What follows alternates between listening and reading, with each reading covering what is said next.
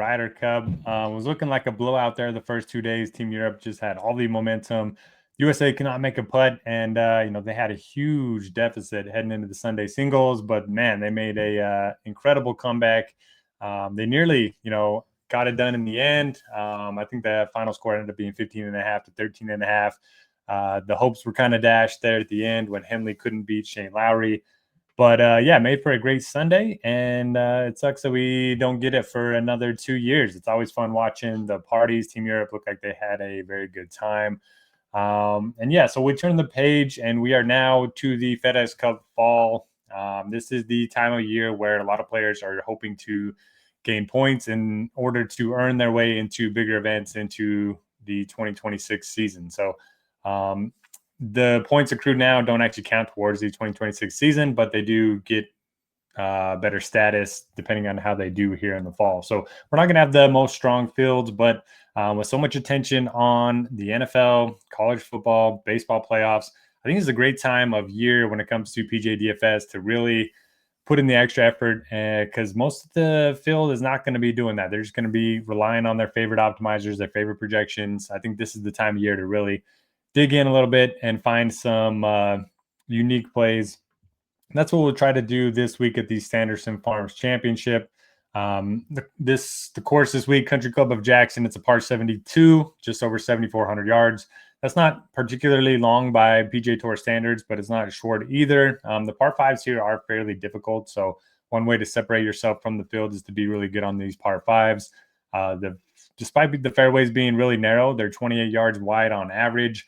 This is a bomber-friendly course, so golfers will hit driver on over 80% of their tee shots. At least that's what we saw last year. And that number at this event has continued to climb each and every year. So we could see that up in the mid-80s this year. Everyone's just playing the bomb and gouge type of style these days, especially on this course. So looking at good drivers of the ball, looking at guys that can get out there a little bit, certainly going to be what I'm doing this week. Approach play is always going to be important. The greens here are pretty average in size, pretty easy to hit in regulation. So I'm not focusing too much on short game, but I did keep around the green in the model this week. I think I have it weighted at 3% total. The greens themselves feature Bermuda grass. So I do have some Bermuda grass splits in here. Then as always, it's going to be a pretty easy course. So birdie or better is going to be important. Bogey avoidance is going to be important. Course history hasn't been very predictive here over the years. So I put it at 5%. You can bump this down if you don't want to include course history in your model this week. And then strokes gained on long par 72s over the last 3 years. So this is one of my favorite filters in the rabbit hole, just because this is a long par 72. I think it makes a lot of sense for guys that have played well on these similar courses in the past. Springer number 1, Norlander 2, Hostler 3, which is kind of surprising. He's finished second and 28th here in the last 2 years. Then you have Vince Whaley and Sam Stevens. And then you have strokes gained on driver heavy courses. Again, going to be a lot of drivers used this week off the tee. Steven Yeager is 4 for 4 here. Chan Kim, who's one of my favorite value plays. Akshay Bhatia, Nikolai Højgaard, and Mackenzie Hughes kind of round out your top 5 in that split. Then, as always, you have how often golfers finish in the top 5%, 10%, 25% of the fields that they're playing in. You have just raw strokes gained over the last 3 months, 12 months, 18 months. And then you have the field strength index, which shows the quality of fields that golfers are playing in. So somebody like Chan Kim plays in more of the weaker fields. So his projection is going to get dinged a little bit because he's racking up these good finishes and these good stats in weaker fields. So we kind of got to hold that against him a little bit. So that's kind of what the purpose of the field strength metric is. I only have it weighted at 6% just because there's not a lot of strong golfers in the field anyway. So you can bump it up if you want. Now let's get to the overall rankings. Number 1, Michael Thorbjornsen, a guy that was number 1 in the PGA Tour University in 2024. It's kind of how he earned his PGA Tour card. A guy that can bomb it, pretty good iron player, pretty good putter, at least have spike weeks with the putter. Finished T8 here last year and finished T13 his last time out. He's number 1 in the model. I think he makes a lot of sense. I bet him outright at 25 to 1. So kind of my favorite spend up there. I think the safer option is going to be Akshay. He's been playing some good golf, as you can see here. 4 straight top 30 finishes. Prior to that, he had a miscut, but then he had a couple other top 30s as well. And then T43 here in 2023. Very good iron player, as you can see. Very good tee to green. just kind of comes down to the putter. And over the last 6 months, he's been one of the better putters in the field. So I think he makes a lot of sense. Kevin Yu 1 year last year, just another one of those bombers that makes a lot of birdies. Same with Cam Champ. So if you want to follow that mold this week, I certainly don't mind it. Nikolai Højgaard is interesting. I mean, he's been very hit or miss, but he's a guy that has played well in driver heavy courses over the last couple of years. 9,100 does look like he's going to be pretty popular, so it does seem like he's a little underpriced. Moving down, we have Keith Mitchell, 8,500. So this is a guy that has not finished in the top 20 since the start of May. Not a guy I like to trust in cash games, but he finished third here last year. All the stats still look good. He's a bomber off the tee, gains a lot of strokes off the tee and on approach. Short game can be a little hit or miss, but he is pretty good on Bermuda.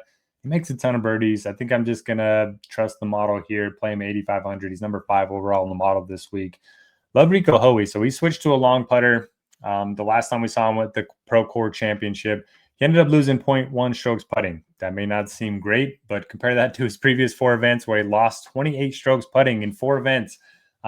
It's a huge increase. So if he can just be an even putter, average putter, I think he's going to give himself some chances to win this year. His ball striking is so good. One of the best off the tee, one of the best on approach.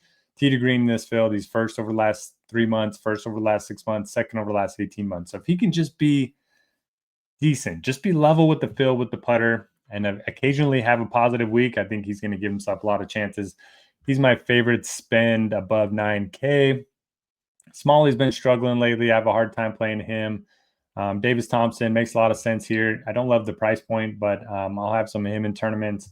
Patrick Fishburne, rated out as the 9th best golfer in my model, was not expecting that. He's a guy that has a ton of talent, but he's kind of struggled over the in the fall. He made a good run.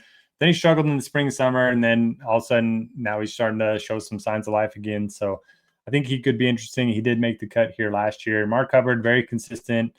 He's playing well right now, and he's gained strokes putting in 10 straight events. So he's a guy that I will be looking at in all formats. I wrote Kevin Roy up this week in my article, and I wrote, find somebody who loves you as much as my model loves Kevin Roy. For whatever reason, this dude just pops every single time. He's number 11 in the model, number 1 in point per dollar or rating per dollar. So my guy that I don't mind looking to, he's solid across the board. I mean, he's good off the tee, he's good on approach. He's gotten much better around the green, and he's been a positive putter. I know the course history isn't great, but he's been such a better golfer over the last year than he has been at any other stretch in his career, coming off of a 7th place finish as well. Hostler, again, has a good course history. Probably going to be underweight on Højgaard and Bridgman. Matt Wallace looks like he's gaining some steam. Don't have a strong take there. Pearson Coody had that great run on the Korn Ferry Tour a couple months ago. A guy that can definitely make a lot of birdies, good on long par 72s. So he's a good tournament play. Probably not your safest when it comes to making the cut odds for cash games, but definitely a guy I would look to in tournaments. I do like the bounce back narrative for Victor Perez, who missed the cut his last time out. He's been playing some really good golf over the last 6 months. Grillo, I know he feels overpriced at 9,300, but he has been playing very well. Don't mind looking at him in tournaments.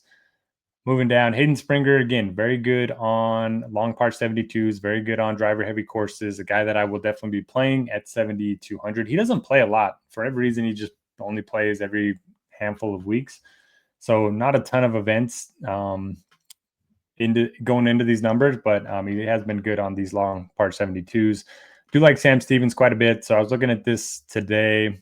Very good off the tee and pretty good tee to green, pretty good around the green, pretty good putter. The thing that keeps his ownership down every week is his iron play. He's not a good iron player, but if you look at the proximity numbers, he's much better from long range than he is from short range with the wedges. And this is a course where you're going to have a lot of mid and long irons. I think that bodes well for him. He's had 3 top 3 finishes this year, one of them at Torrey Pines, another course that's very long. So I don't mind looking to him at 8,300. Doesn't look like a lot of people are going to play him. Champs won here before. Not sure what I'm going to do with him. Hughes has won here before. Kind of the same thing.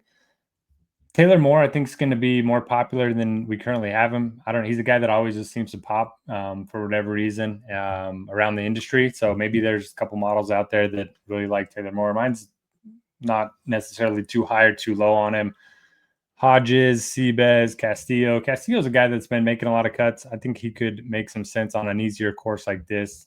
Very good tee to green. Kind of just comes down to the putter. Minwoo Lee's all the way down at 34. I mean, I know he's showed a little bit of signs of life a couple weeks ago, but man, 9,800 for him seems like a lot. Chan Kim, 6,600, mentioning him.